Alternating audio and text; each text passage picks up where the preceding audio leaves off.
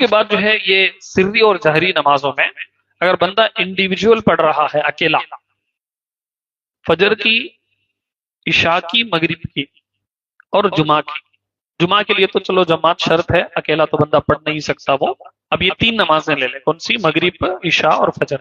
یہ جو ہے جہری نمازیں کہلاتی ہیں، اس میں بلند آواز سے قرات ہوتی ہے.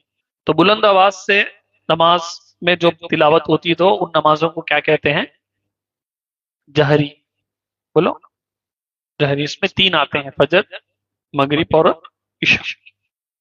اس میں اگر بندہ انڈیویجول پڑھ رہا ہے تو اس کے لیے سری جائز ہے.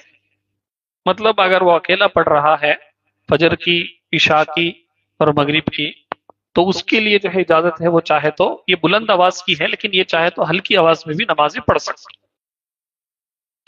لیکن جو سری نمازیں ہیں جیسے ظہر اور عصر، اکیلا بندہ پڑھ رہا تو اس میں اگر اس نے ایک آیت بھی اگر بلند آواز سے پڑھ لی تو اس کے اوپر سجدہ سہو لازم ہوگا.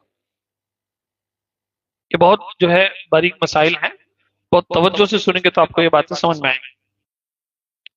میں ابھی جو مسئلہ آپ کو ڈسکس کر رہا ہوں وہ انڈیویجول اگر بندہ پڑھ رہا نماز اکیلا، وہ تو اگر اکیلا پڑھ رہا ظہر کی اور عصر کی وہ پڑھ رہا ہے تو اسے آہستہ آواز میں ہی پڑھنا ہے. اگر بلند آواز سے پڑھے گا، ایک آیت بھی اگر وہ بلند آواز سے پڑھے گا تو سجدہ سہو اس کے اوپر لازم ہو جائے گا. لیکن اگر انڈیویجول بندہ پڑھ رہا ہے، فجر، عشاء اور مغرب پڑھ رہا ہے، اب اس کے لیے دونوں آپشنز ہیں، چاہے تو وہ تھوڑی بلند آواز سے بھی پڑھ سکتا، آہستہ آواز میں بھی پڑھ سکتا. اور قرات جب کرنا ہے اس میں کم سے کم جو ہے وہ اتنی آواز لازم ہے کہ بندہ جو ہے وہ اپنے کان تک اسے سنے آئے. یہ نارمل نماز میں بھی